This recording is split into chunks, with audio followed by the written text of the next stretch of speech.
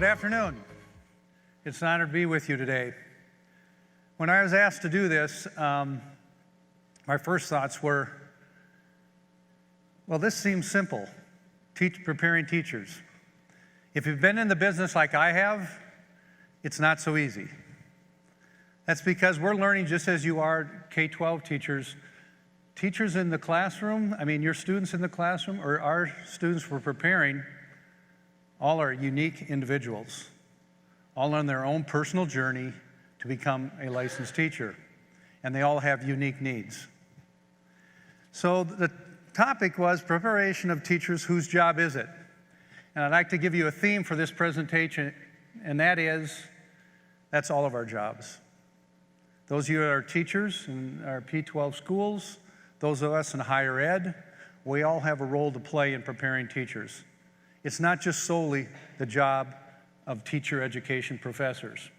And hopefully I can explain to you why I believe this is true.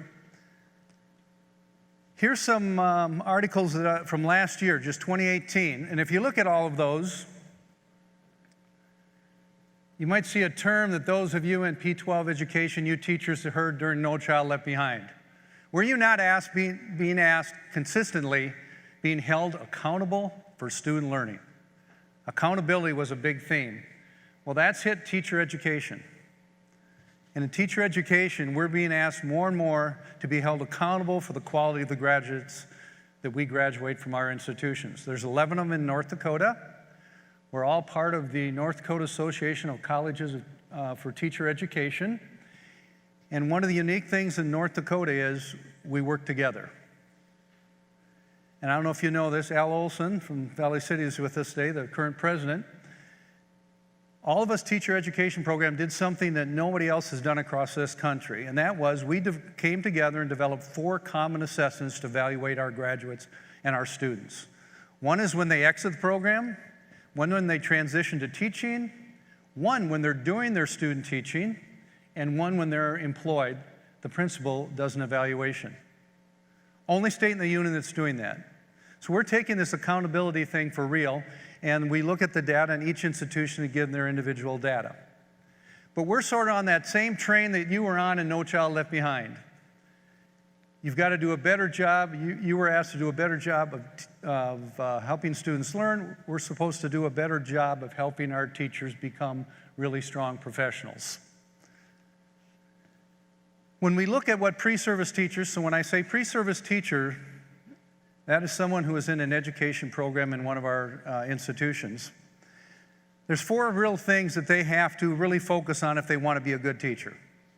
We all know these, but let me rehash them and also tell you then why these are important. One is subject matter knowledge. So that whatever they're going to teach, they have to know that subject, right? Simple. Elementary teacher, though, they have to know math, science, language arts, music, physical education, arts, everything. They have to have content knowledge in all those. And then we in teacher preparation are supposed to give that to them in 8 semesters. 8 semesters. But really, who teaches the subject matter in higher ed? It's not those of us in teacher education, generally. It's college professors. You all had them. They all have PhDs in their degree. They never had an education course in their life. Not one. The only people in the University of Mary who actually have had a license in teaching are those that are in teacher education. College professors are teaching other areas. They've never had an education course ever. They're subject matter experts, yes, and they're supposed to help students understand that content. The flaw in that is, in all our institutions, particularly in those of us that are a little bit larger than some of the smaller ones, but a math instructor at the University of Mary is teaching a math class, Calculus 1, let's say. In that class, you know how many math education majors really are in there? 1, 2. That professor is not really thinking about, boy, I got to help these 2 math education majors learn how to teach math. I've just got to teach them math. So they're not always focused on how to help our teacher education students become better teachers. And let's be honest, if you step in most of those classrooms, what will you see? The person behind the podium talking.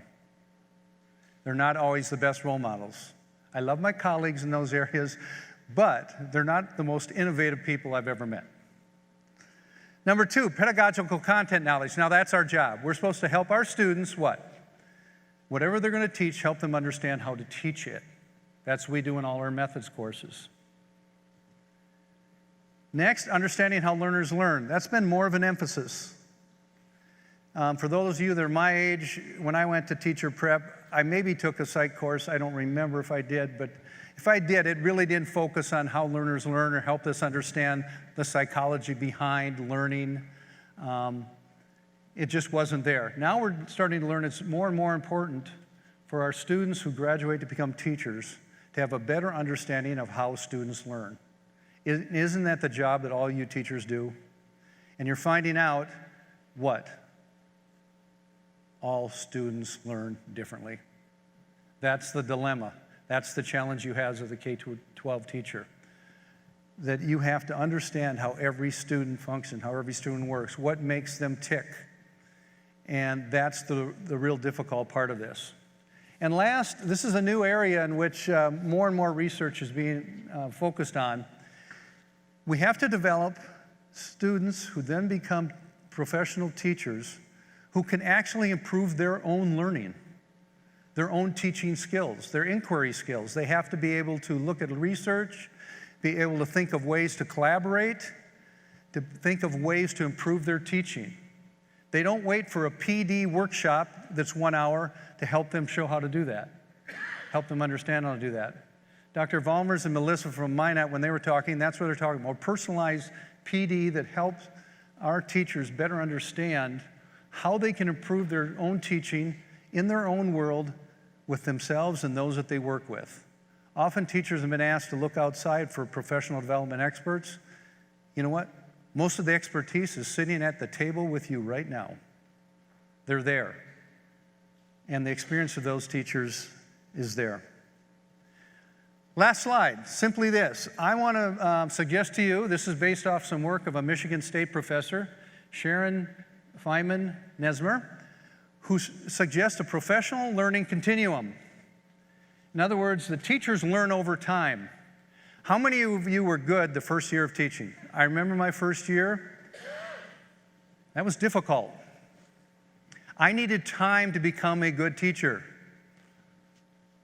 I needed time to learn how to do this craft. We have people think teaching is so easy. I say that to friends who have never taught. I tell them this, go teach a Sunday school class and I bet you don't survive. Then try a classroom with 30 of them, try that. You'll find out this is really a specialized craft that we have, and the skills you developed are really unique. And we have to treat it like that, and we have to actually personalize your own training as you go through to become a master teacher. So I'm suggesting 5 things that we have to integrate and we have to work with. One is the education itself, and the reason I have pre-service education is education is that liberal arts or general education core you get. We have to work with those people. Then pre-service education, the education courses you take to become a teacher. That's our role in teacher ed. But then we sort of transfer them to you, administrators, teachers, and say, help us. Let's face it, when they graduate from a teacher education program, they're a novice. And I would love to have it that we had student teaching for 2 years. Unfortunately, if we did that, we wouldn't have a student because they're not going to stay in school long if they're not required to do it, right? But we then have to pass them off to you so that you can help train them. That's the induction. There's more and more research on important induction. It helps them understand the culture of what they're going into, the school that they're going to be working at, the people they're going to be working with, how things are done around here.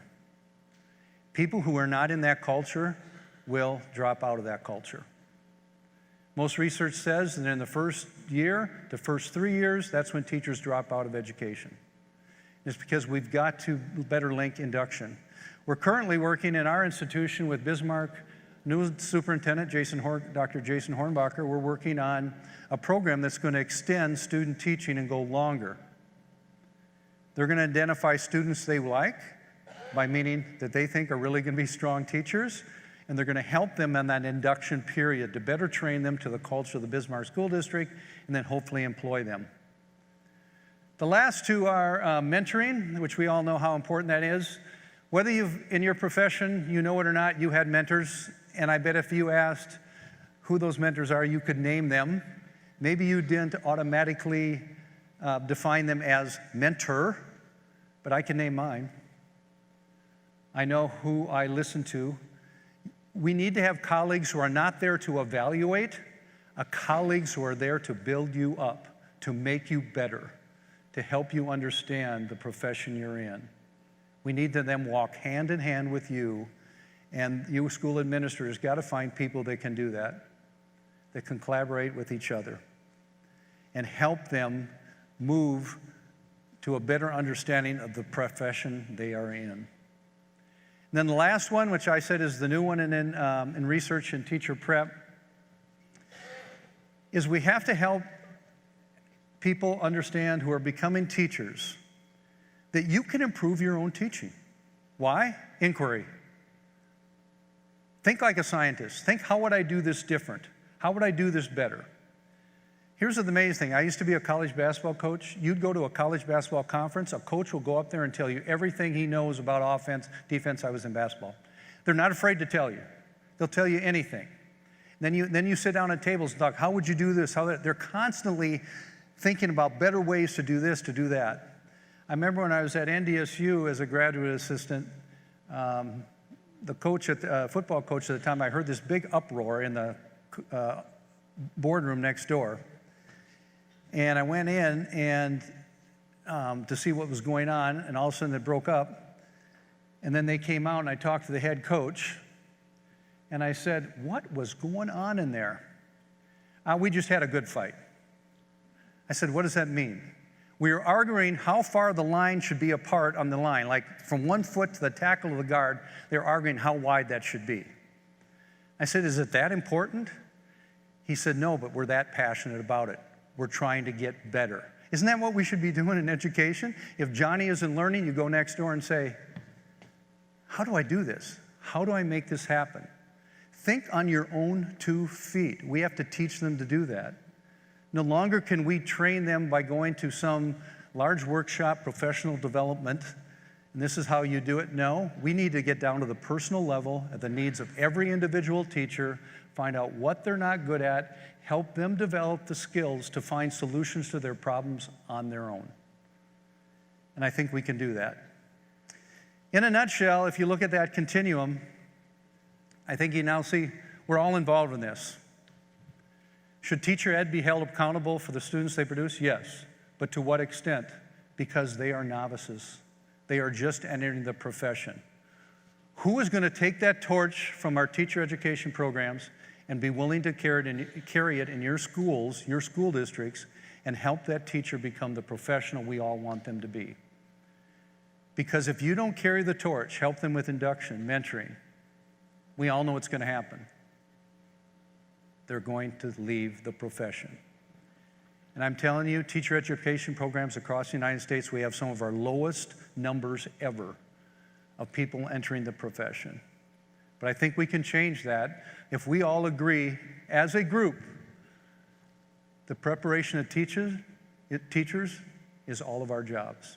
We all have a role to play that can make our teaching profession what we want it to be and help students learn across this country. Thank you.